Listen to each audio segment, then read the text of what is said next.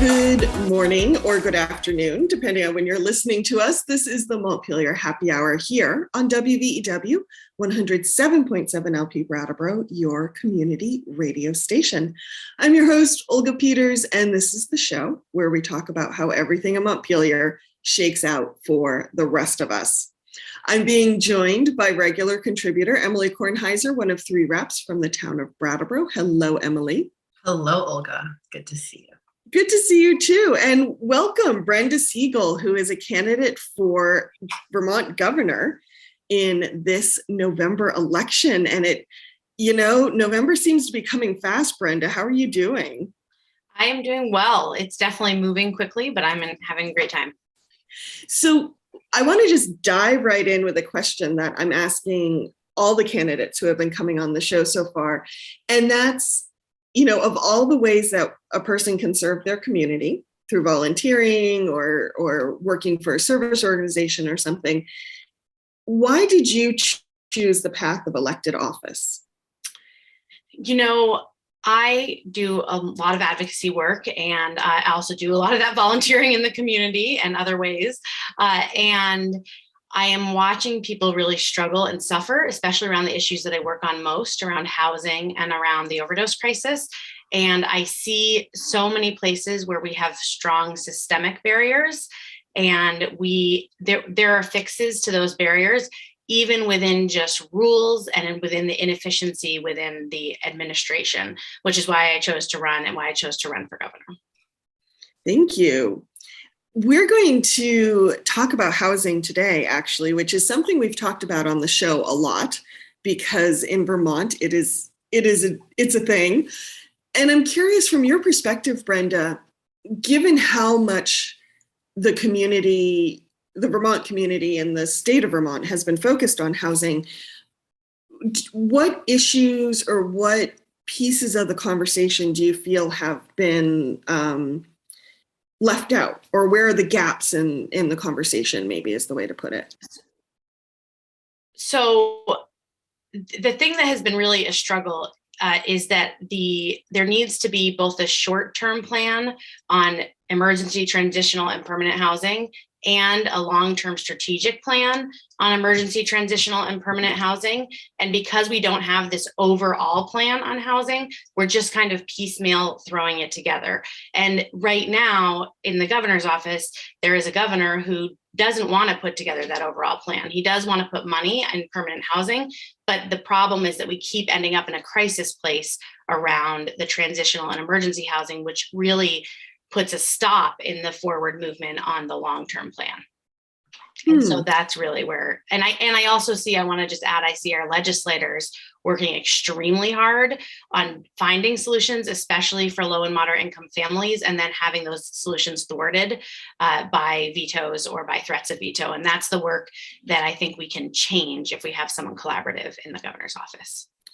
Emily, I'm curious, what Brenda said about piecemeal kind of efforts or work, really I find intriguing. Does that echo what you've been seeing from your perspective? Yeah, we put a lot of money into the construction of long-term housing or the rehab of long-term housing. But as we've talked about before on the show, or really anyone who's ever built anything, including just like a table, knows it takes a long time. And so while we are bringing more units online, it's going to be quite a while until we really see the full success of all of that money we invested. We passed a bond before I was elected. So that was 5 years ago. I think we passed a massive housing bond. It was the biggest one we'd ever passed. We're just seeing those units come online now and just having sort of the ribbon cuttings and the success of those. And those were tiny investments compared to what we were able to do with ARPA funds. And so we have that long-term housing that's in development. It's exciting. It's still not as strategic as it could be.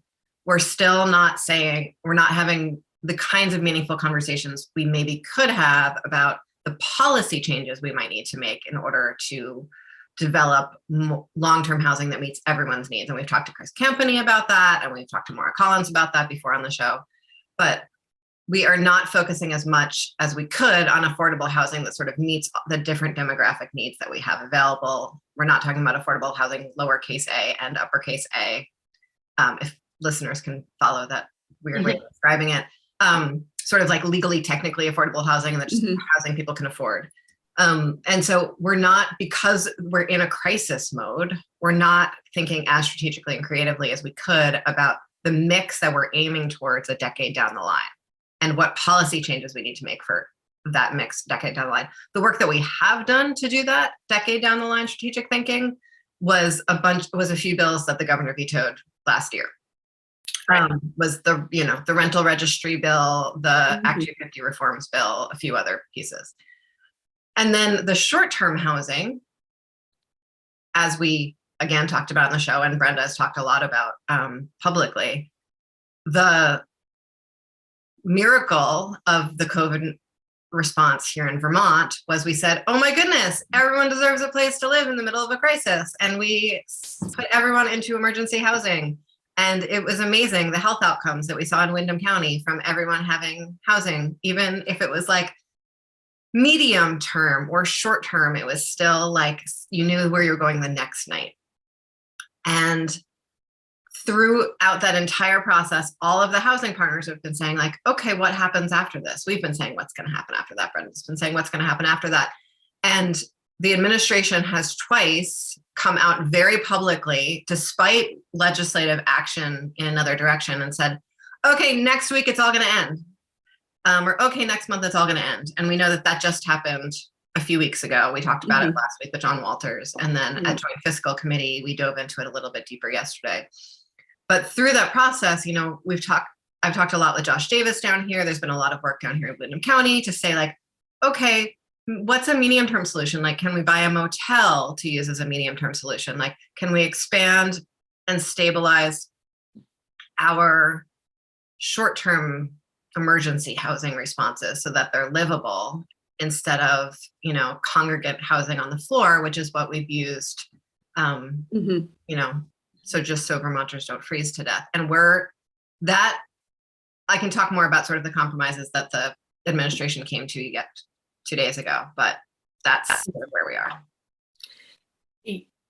Yeah, I would say add that that's been a huge frustration. So I'm on the GA working group, so I know that they did not work with partners before ahead of this announcement. They should have known, in my opinion, if they were doing proper planning and proper budgeting when the legislature was still in session, and the legislature could have helped to make sure that people were able to remain housed through the winter.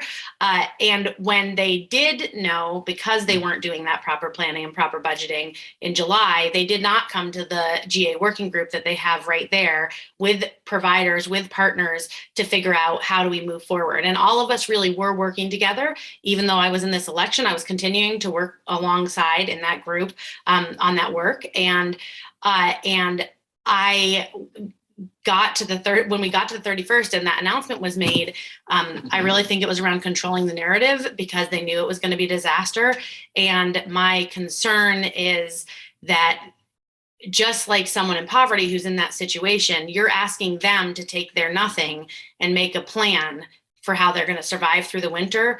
Well, we should have been taking how little we had left, considering the poor planning, and figuring out how we're going to make sure that the people in the state are able to not only survive, but also be able to continue these health outcomes, continue where they had found stability through the winter.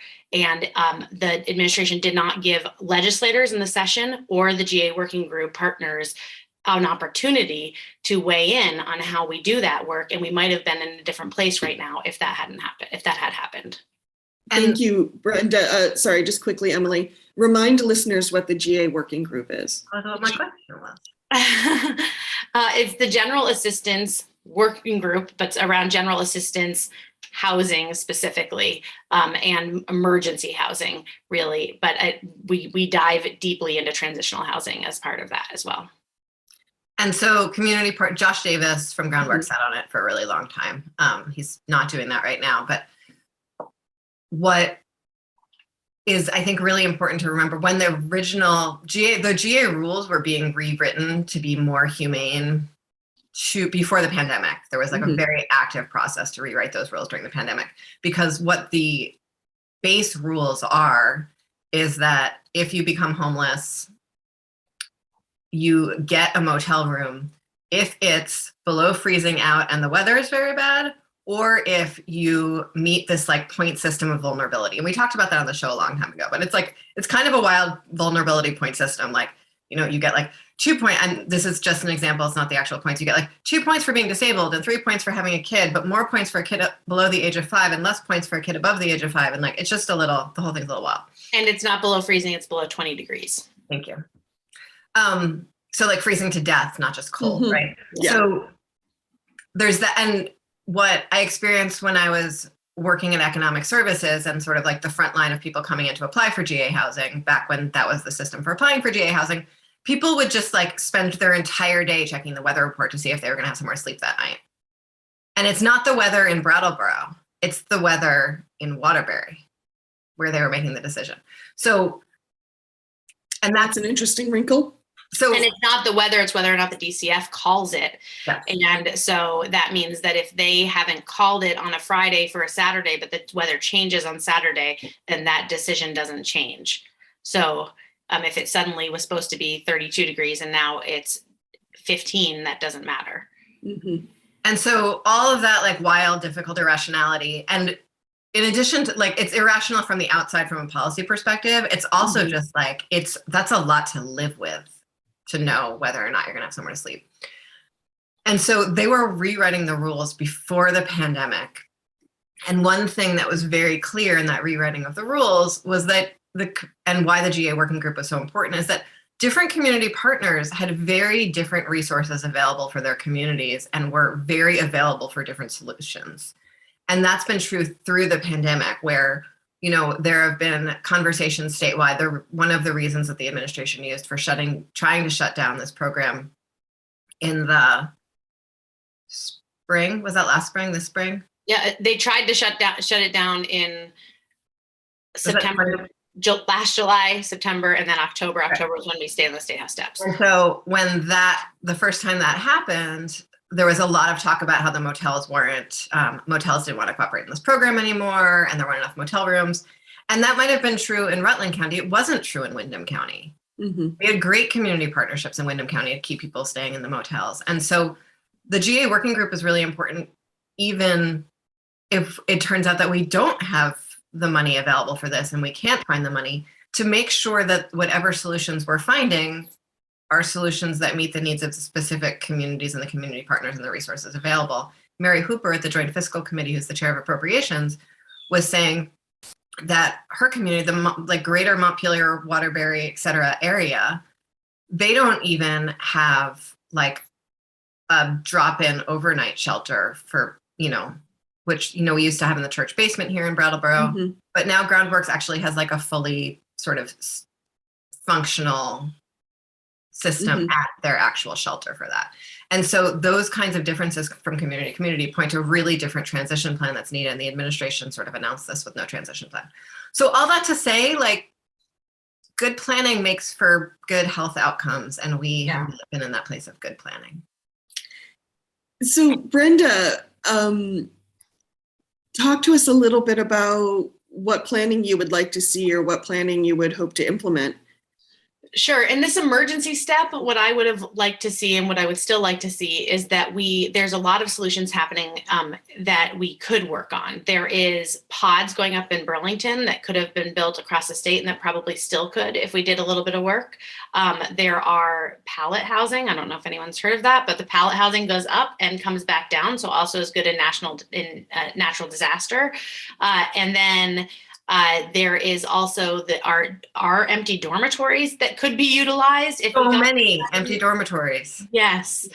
And so these are things that we could be using right now, and we could be taking some funding and making sure that we're going to get people through this time, that this mistake is. I really think it's our responsibility, to the state's responsibility, to address a crisis that happened because of this improper planning. I don't think that's fair to put it on the most marginalized people in the state. I think that's really problematic. And then longer term, as governor, I would like to see us put together this short-term emergency plan before this housing that Emily talks about gets online, that works on both these kind of short-term solutions, these emergency solutions, and some transitional housing that makes sure people get to stay for longer periods of time, and can start to get their feet back under them with different service providers. With, when I slept on the State House steps for 27 nights last year, I was there with somebody who had been chronically homeless for 6 years. And he talks openly about how that helped him being in the stability of the GA program. And now he is finally in a single room occupancy. That helped him, access eye care and get glasses for the first time and be able to access therapy. For all the trauma that he experienced. I mean, he saw a friend freeze to death. There's real trauma out there for him. And so I want to see us make sure that we build those wraparound services into the transitional short-term plan. And then long-term, our plan needs to make it so that most people, when they enter homelessness, it's a very temporary thing, and that we have a way to transition them into permanent housing, including people that are difficult to house, which is, often people with severe mental illness, folks who have no rental history. And so it's really hard to get them into housing, people with substance use disorder with no barrier or low barrier housing, make sure that that is included. But we also have to look at how rents are skyrocketing across the state. That means that even people in middle income settings can't find housing right now, can't be in the rental market. I met a mom with 2 kids who's middle income, was no cause evicted from her home in Burlington, and can't get back in the housing market, has been living in the car with their kids for a long time. And so that we're not just talking about people traditionally experiencing chronic homelessness. We're talking about a really broad spectrum right now. And so those permanent housing solutions need to be something that we look at as, what is our actual need right now? What is our projected need for the future? Is the money that we've put into housing going to actually meet that projected need at the time that it comes online? And if not, what is our solution to make sure we get to that need? And then there has to be some studies done to put triggers in place for when if we find ourselves barreling down this same crisis again in the future, so that we don't get to where we are right now. Because where we are right now is not caused by the pandemic primarily. It has been a long coming problem. Mm-hmm. Thank you, Brenda. Emily. Yeah. One thing, or I'll put this to both of you, one thing I always find interesting about a lot of our safety net programs, for lack of a better term, they always feel to me like they kick in too late. Like they really want someone really has to be at a very acute point of crisis. And then they end too early. Like you get someone just a little bit stabilized, and then the program might either taper off or disappear. I would love to hear from either of you. A, am I seeing that correctly? And B, like, what kind of policy levers do we need to pull to kind of sort that out? Yeah, so I'm talking to people just similar to the family that Brenda described, who have been in some cases have been in the same stable rental housing for 20 years, were evicted because their building was being sold, had a lot of notice, had good relationships with their landlords, who are still the person who owns the building that they live in, were asked to leave, had a huge runway, wound up being legally evicted because they had nowhere to go, despite their intention to find another place, and are now homeless. So that's sort of one category of folks that small policy levers, small changes would make a big difference for. And then there's, even actually the administration on Wednesday at Joint Fiscal Committee said, we know that keeping someone in rental housing, subsidizing rent as rents skyrocket and people can't afford the rent is so much less expensive than paying for a motel nightly, which is the state pays, right now is paying more than $180 a night for some folks. And let me tell you, these are not motels that look like they're $180 a night by any means. And actually some price gouging is there could be some investigation of that right now. But so we know it's less expensive to keep people in their housing. We know a lot of folks are entering this crisis who don't actually have any experience with it. They don't know what the housing market looks like right now. They don't know what their options are available. Most housing support services don't kick in until you're legally homeless. And legally homeless isn't even you don't have somewhere to stay this night. There's a whole universe where couch surfing doesn't technically count as homeless in some situations. And so absolutely, yes, that's true. And then on the opposite side, when someone gets even in temporary housing, sometimes the housing support services pull back.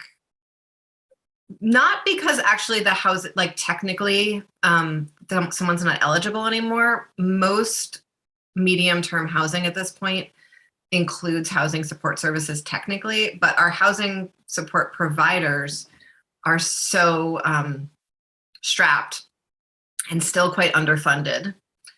And so they're going where the crisis is because there's constant crisis because people are street homeless. So they're heading to the constant crisis rather than being able to put their energy into sort of the proactive planning with folks. And so if more folks were in medium term or even short-term stable housing providers would have more time and space and training even to be able to engage in that longer term planning with folks. So yes, both ends of the spectrum are not available in our system right now. And I would say that there's lots of families who are dealing with people who are difficult to house, struggling with substance use disorder or chronic mental illness or severe mental illness or other issues, and who have worked for years and years trying to find the supports that they need in our state and not been able to. And that's also how their family members land there. And so, yes, those services are not kicking in. They should have kicked in usually long before a person in that setting experienced homelessness. They're just, the maneuvering through the systems when you have those kind of challenges is near impossible.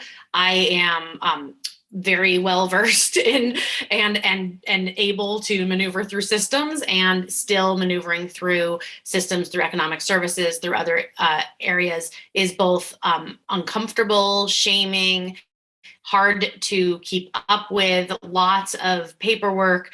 It is not a really simple thing to do to get access to those services. And if the family doesn't economically qualify for those services, then and they can't find them elsewhere, or they don't have private insurance to qualify for if it's mental health services, then they don't have anywhere to go either. And so I think that there's gaps in wraparound supports that also put us in this place. But we know that housing is the first step to actual health, whether it's mental health, whether it's recovery, whether it's physical health. So we know that we need to keep people housed regardless of how they ended up there. Mm-hmm. Thank you, Brenda. We have just 5 minutes before the end of this first section. So I want to make sure before we leave listeners, is there any kind of strings that we've started to pull that we want to make sure we kind of tie up before we head to break? I think Emily talked a little bit about I was at Joint Fiscal too, but Emily talked a little bit about what was talked about at Joint Fiscal, they found some money. Yeah, so, the administration made this announcement a few weeks ago. Mm-hmm. There was a lot of shock because originally we really developed the plan for the housing and the housing wraparound services, the emergency housing money, the short-term, medium-term rental money, with this absolute explicit intention that it would last into March, so that when we got back into the legislative session in January, we would have time to figure out what the next step was. Mhm, It was like a very explicit, actual, Very explicit. proactive plan. And Oops. absolutely understand that the money went out the door faster than anticipated. And, the need was perhaps greater than anticipated. And that makes sense. And motels maybe cost more than anticipated because of price gouging, all kinds of things. And we did not have the time to figure out what's next. In sort of negotiations around all of that since the announcement and at Joint Fiscal, and the legislature has no power to appropriate money outside of the legislative session. So, and the administration doesn't really also have absolute power to move stuff from one line item to another either. There's like some fuzzy lines there that involve a lot of well-intentioned negotiation. And so more money was sort of found in other buckets that could be moved around. The way that some of the emergency housing was funded can get sort of moved into a new bucket. There's the federal funding has all these strings attached. So more money was found in order to do the ramp down more slowly. That will really take us, I think from my perspective, except for one very strong caveat, fairly well into the legislative session where we can come up with a more proactive solution. And so I was glad for that. It's really, but that sort of positive collaborative negotiation and the need for that in order to find the funding and move it where it is really precludes the Joint Fiscal Committee's ability to say like, what is going on here? How did you make this huge mistake and who is responsible? And so government accountability, legislative, like what you see sort of in Congress with joint hearings and people throwing down the whatever. What is that expression? Gauntlet. Gauntlet, thank you. Like that's not possible if we also want the administration to find the money and solve this problem with us. And so that's like one of the most frustrating things for me in the last year about like the position the legislature and what I want to get done and how I want to meet Vermonters' needs. So we weren't able to do that, but we were able to find money. The money that was not found, that I feel all the feelings about, and I'm sure people whose lives this actually impacts feel way more feelings than I do, is the fact that as of November 1st, folks who become homeless are not— October 1st. What? October 1st. October 1st. Folks who Which is right around the corner. Right around the corner. Folks who become homeless are not eligible for the full motel housing that we've been providing through the pandemic. They are just going into regular GA rules at that point. And the regular GA rules have not been ramped up the way that they need to be. And I would add that I am able to do a little bit of that and will and have been using my platform right now to do it, because the reality is that this is a huge mistake that never should have happened. It should have been done a different way. And the legislature has to figure out a way to with the administration. So they're really stuck in this place. But we also have to speak out and say, like, there's something wrong and there needs to be accountability. That's on everybody from reporters to actually report that there's a huge mistake, and people and people like myself who are challenging difficult to challenge incumbent governor and saying, like, how the hell does your administration make a mistake like this? And you are responsible for fixing it. Thank you. We are out of time for this first half of the Montpelier Happy Hour here on WVEW 107.7 LP Brattleboro, but stay tuned. We will be right back.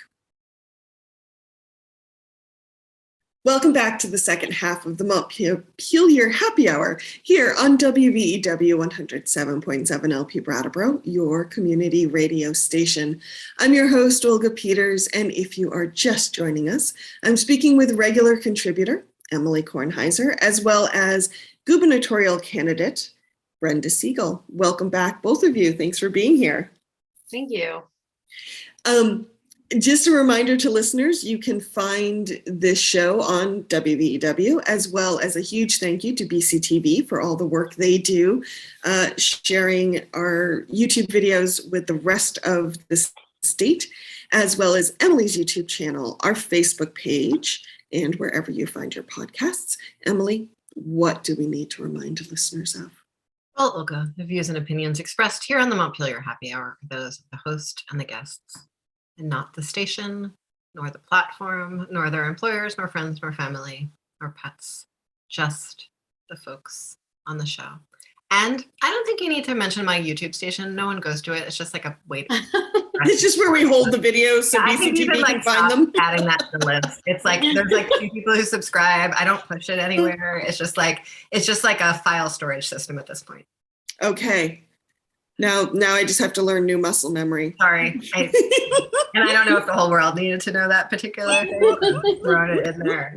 This is how the radio sausage is made, folks. Yes. So then I yes. make very complicated and data-driven decisions on our metrics for this show. We do. We do. Brenda, before the break, you were talking about accountability. Mm-hmm. And I think that resonates with me right now because a couple of weeks ago when John Walters was on the show, who is the force behind the Vermont Political Observer blog, he and Emily and I got into a conversation about accountability and how can you actually do that in government when, quite often the legislature spends as much time out of session, which changes their legal parameters. And so for you, how do you plan on holding, or no, I'm going to ask that a different way. What would accountability look like for you around this issue? Well, I I think it is complicated because they're actually in session less time than they are out of session. And unless you've advocated in the legislature or you've spent a lot of time there or you've served in the legislature, it's really easy to quickly be frustrated with things that aren't done or with the way that the sausage is made, unless you actually know it. And once you know it, there's a lot that you understand about the way that the connections when there's are made between the legislature and the administration. And one of the problems that I see with the current administration is that they don't collaboratively work with the legislature. And that is a really big problem, specifically the governor. And that's problematic because that means that in between time when a governor could be collaboratively working with leadership, coming up with some solutions that maybe can be done in that off time, that's a real opportunity. And instead of just making unilateral decisions about things that impact people's lives and that really sometimes undo the really hard work, like in this case of the legislature, because they have a clear intention and that can be undone when in the off session.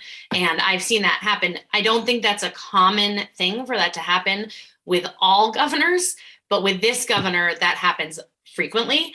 And so it's a big problem. And it really highlights how difficult it is for the legislature to move forward on issues that we all care about, not just housing, around the overdose crisis, around climate change. The legislature's really stuck not being able to move forward, not only because of vetoes, but also because of the way that their work gets thwarted in the time between the legislative sessions. And so one way that I think there is accountability has to be a clear commitment to from the administration, from the governor, to work collaboratively with the legislature. Yes, they are different legs of government, but at the same time, they have to work together, especially when we have a part-time legislature. And then another piece is really before you go to another piece, can we talk about that piece? Yeah, sure. Okay. So, and I just want to be explicit about that. So if a law is passed, whether the governor signs it or not, it becomes law, right? And when the law is passed, that is the will of the people. It's not the will of the legislature. It is considered the will of the people and is the administration. That's why it's called the administration's responsibility to administer that law. And the administration regularly just doesn't administer laws that are passed by the legislature because they don't like it. But that's actually not that's not how it's supposed to work. And we don't have the structural capacity in the state to do anything about it. Right. Right. And it's not been, at least my understanding is that's not been a huge problem necessarily with other, excuse me, with other governors. This is really a very unique, to somewhat unique anyways, problem with this governor, is that he is like, no, if I don't want to do it, I'm not going to do it. And that's not his job. That's not how it works. And then the second piece I was going to say is that the press, I don't think, does the best job of holding him accountable either. You hear in his press conferences things that are very clearly problematic, and we don't really dig deep into them. And I wouldn't blame reporters. There's editorial decisions around the way that things are reported. And so I want to be really clear about that. We have some incredible reporters actually in our state that are very curious about some of these things, but do have to follow what they work at a place, and they have to follow what their editors want to see as well. So that's really important piece of what needs to be done in accountability. But the most important one is having a governor that works with the legislature and that is committed to carrying out the laws that the legislature passes. I would not anticipate as governor being 100% in love with everything that passes, although I was thinking the other day about if there's anything that's actually made it across the finish line that I didn't like by the time it got to the finish. I was talking about this at an event. And the reality is that there's a lot of robust discussion during the legislative session, but I don't think there's anything that's actually crossed the finish line, at least in the last few years, that actually got to the governor's desk that was something that I wouldn't have agreed with by the time it got there. Oh, there certainly is for me. So I'm really impressed there isn't for you, but we don't need to get into like my bill list. We were actually planning on doing a show with John Walters about that in the spring, and we never. I'm not, and there's probably ones I'm missing. Yes, you might have just like yes. Yeah. But like the ones that I've really not liked, like the ones that I've been like, this is a terrible bill, I don't like it, those ones have not made it to that point. And so would there be a bill that got to my desk as governor that I was like, I'm not really into this? Probably. But would I veto it? Probably not. And if I was going to, the legislature would have known in advance that this is a non-starter, that there's something that we need to do some work around it before. And that's part of the problem, is that with all of these bills, including around housing, that the legislature kind of has to guess the governor's position and whether or not he'll sign the bill, because he's not really saying, like, he says, I'll wait and see until it gets to my desk. And that robs Vermonters of progress, because if he was coming to the table, we would all get to see the positive impact of the work that is being done. Well, I like that point, Brenda, because I think one of the frustrations I sit with the number of vetoes that Governor Scott has put forward, but also I think vetoes in general. We don't have a lot of time in Vermont to get work done in the legislative session. It's fairly short. There's a lot to do. And it feels like a lot of wasted effort if the legislature goes through all this work to create a bill and it's just going to die at the governor's desk. It's like, could we have put that time to something else or making a better bill? Or so for me, it just feels like wasted time as well. Yeah, absolutely. Yeah. I mean, if he said, I'm absolutely never going to sign this bill, period. Having done a lot of advocacy with the legislature, I think they probably would, in many cases, not all, would be working on something else that he would sign, because they have a real commitment to getting things across the finish line and getting them signed. So sometimes to my frustration, that's sometimes where my frustration really goes. That's the reality of our legislature, is that they want to move things forward. Sometimes I want to, if he's going to be obstructionist, I want people to see that. But that's accountability to me, is for us to really clearly point out what's going on here. Thank you. I want to shift back to housing again, if you guys don't mind. We talked in the first half about, the really deep need to shore up a lot of our crisis housing programs and making sure people have the supports and the wraparound services they need. But what I find interesting about Vermont as a whole when it comes to housing is we have a lot of issues with housing across a broad income spectrum. And especially right now with the pandemic and a lot of rents going really high and a lot of housing prices going very high, people who have traditionally been thought of as like middle income, who, maybe can't afford the best housing, but they're not worried about being homeless, suddenly are finding themselves in a much more precarious place between prices and what's available on the market and that type of thing. I would love to hear your thoughts, Brenda or Emily. What conversations are happening around kind of that whole life cycle of housing barriers that we can have in the state? Well, go ahead. Well, first I'd say I think there's this particularly American phenomenon that is rampant in Vermont for the idea that everyone wants to consider themselves middle income. And in fact, aren't. I think there are a lot of people who consider themselves middle income who are definitely, owning class or wealthy. And there's a lot of people who consider themselves middle income who are working class and really would qualify for capital A affordable housing, not just lower A affordable housing. I absolutely understand sort of the cultural constructs that keep folks from wanting to be in something that's like considered government subsidized or a program or anything like that. But I think we have less people who are actually middle income Vermont than we think we have.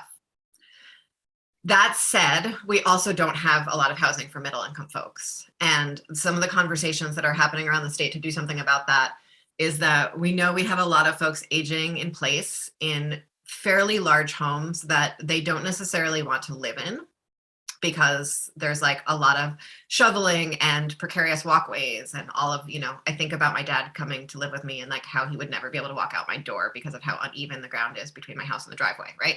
So there's like that kind of stuff that's all over Vermont. And there are conversations about what it would look like to create middle income housing that is for older Vermonters who want to age in place, that is sort of communal but independent. And so there are conversations around that, a lot around downtown infill. And we passed and was vetoed a set of legislation to really incentivize that downtown infill. And you know a lot about that in your work life too, Olga, which I feel like I'm going to do a little disclaimer on the show, which I don't know if we've done before. Olga works for a housing development partner now. Oh, yes, I have done that disclaimer before, but it's been a while. I feel like it's relevant to the show, so I just want to like name that. Yeah. Not that you were keeping it a secret. I just like all of a sudden I thought of it, so I thought I'd say it. And so there's that infill work that's happening. There's a lot of work around a lot of towns, and this is not true in Brattleboro, but this is true in most towns in Vermont. It's only not true in Brattleboro because Brattleboro sort of been doing the work a little bit longer because we've had an explicit housing crisis a little bit longer, where zoning really prevents duplexes even, or like a farmhouse being converted into 3 apartments, that kind of stuff where even just using existing properties can't be subdivided, or where land couldn't be developed into more housing. And so that zoning that prevents denser housing development, that I think was originally, on some level, we could say was originally passed to keep farmland intact, but I think it's probably more likely it was originally passed to keep sort of, a vision of white middle class Vermontiness intact. Hey, listeners, oh, there she is. She's back.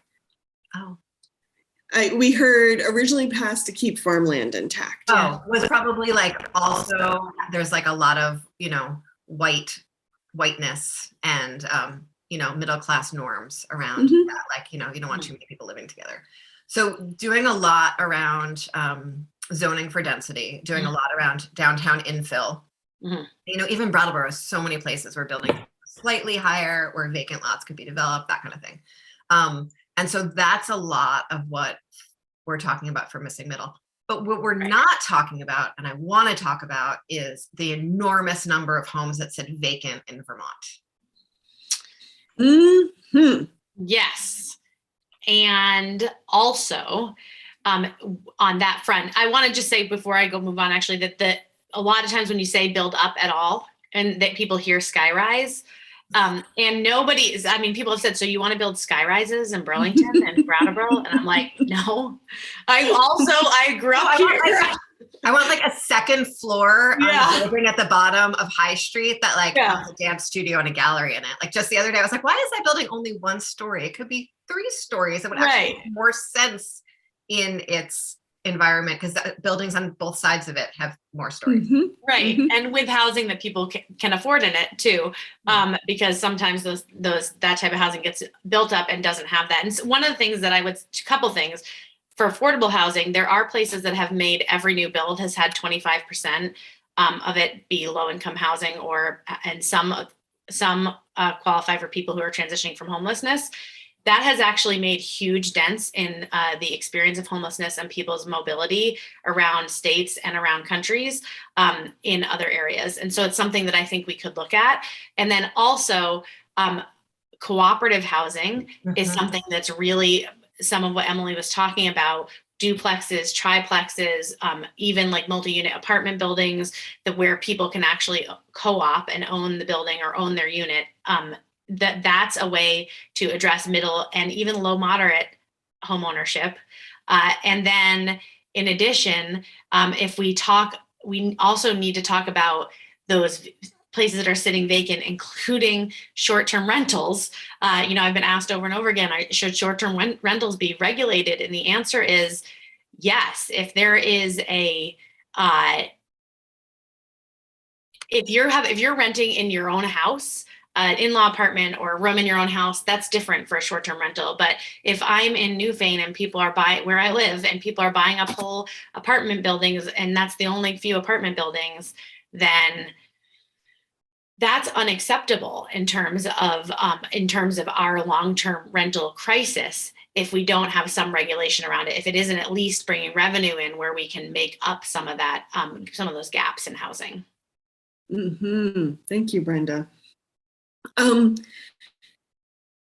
There was a term on your website that I actually wasn't familiar with. So I'd love if you would, at least for my own education, would explain to me. I saw the phrase, I think it was address zoning. Or was that meaning? I think it was address zoning. I'm wondering if there was a spelling error, but I think it was address zoning, which is what Emily was just talking about. These zoning issues in general. I have to go back and look if I have a spelling error on my website. Could have been having a dyslexic moment too. That does happen. But what Emily was talking about, it's not that we are so supportive in our state of our local control of a lot of things. And some of that is great. And because we do have different needs in different areas, and we shouldn't ever be in a place where we're able to say, like, yes, we need more housing, but not in my backyard. That should not be something that we are doing in this state, because what it does is leave our neighbors, our community members, our children to experience homelessness, or including folks who never thought that they would in their lives, who really, who had a severe injury at work or had, really, and it allows us to grow a stigma around struggle that I think is not healthy and not true about people who are struggling. And we do a lot better when we have mixed income housing, that when people are really able to have those kind of experiences where they are, around folks who generally people have stigma about, and learn that those stigmas are our biases. They're not reality. And it's a lot, I watched when we were sleeping on the State House steps, I watched Josh be asked multiple times if he had a meth problem, actually. And like 3 sentences, they asked how he became homeless. He would start to talk, and 3 sentences in, someone would ask if he had a meth problem or a drug problem or Interesting. so offensively, they felt really onerous saying it. And I felt really defensive, watching somebody be treated that way and knowing him. But that's not uncommon. We walk by people who are struggling. We never even ask anything about their lives. And so this idea of mixed income, this idea of cooperative housing, all of these help also, and changing our zoning rules around to not really allow that type of NIMBYism, help us to build stronger communities overall, because those biases are not healthy for our communities either. And that doesn't mean that anyone wants to turn like all the farmland into tract housing. Like that is not it. Like, first of all, we do not actually have the wastewater infrastructure to be doing that in the first place. Right, or the population at this point. It really is. It's about downtown infill. It's about places where it is possible, where there already is development, adding further development. It's about like that affordable housing needs to be mixed so that everyone can see themselves in it and everyone can feel comfortable in it. It's about cooperative housing so that folks aren't in that position that I described where they feel like I don't qualify, I'm not interested in a capital A affordable housing because it means the government's going to be in my business, right? It's about making sure that Mountain Home, which is a cooperative mobile housing park, has the resources that it needs and the policies that it needs for the residents there to thrive in their independence. There are so many options available, and we can mix them all together in Vermont to make it work. Thank you. We have just 5 minutes left, and so I want to turn to Emily's very favorite question that I've been asking all the candidates, and that's, Brenda, if there was one policy that you feel could make Vermont work better for everyone, doesn't have to be housing, just one policy, what would you like to see enacted? That's just so tough for me because I think in such an intersectional way, and I just don't know how one thing would change everything. So I'll go this way. I would like to see us look at all legislation with sort of a test of who does this harm and who does it help, and make sure that we're not harming. Sometimes I think more marginalized people end up harmed with legislation because it's the best that we could do. And I'd love to make us look at that and have a real will to say we're not going to put legislation through that has that outcome. Even if it's the best we can do, we're going to find solutions for that, because it's same with the housing. I think that really puts us in a place where we can end some of that stigma around and that bias that we have, implicit bias that we have around people who are marginalized, if we really intentionally change the way we look at policies. And I think in the governor's office, what you can do is make sure the people who get to lead in these administrations both have the experience, but also there's a lived experience aspect. And we have a bench of people of diversity. We have a bench of LGBTQ folks. We have a bench of Black and brown folks. We have a bench of women. We have a bench of all these folks that and BIPOC, Indigenous folks that can be part of an administration that can make change. And so one thing that I'd like to see change is intentionally diversifying the leadership and the administration and the way we look at legislation overall. Brenda, thank you. Anything else you want to leave listeners with before we wrap up? If you'd like to learn more about me, you can go to my website at brendaforvermont.com. We are at the end of a long run for governor, and we need help with letters to the editor, contributions, and also if folks can write on their front porch forum, because it's time for us to have change in Vermont, and I'm excited to bring you all with me. Thank you, Brenda Siegel, gubernatorial candidate. And Emily, where can people find more information if they want to be in contact with you? Folks can go to emilykornheiser.org, where you'll find links to my social media accounts, my email address, phone number, etc. I have not updated the website as recently as I should because I've been busy doing other things like this great show, but that is a great way to get in touch with me and see what else is going on. Wonderful. And as always, you can find the Montpelier Happy Hour on WVEW 107.7 LP Brattleboro, your community radio station, as well as our Facebook page, our Captivate page. And you can always drop us a line at the Montpelier Happy Hour at gmail.com. Have a great weekend, everyone.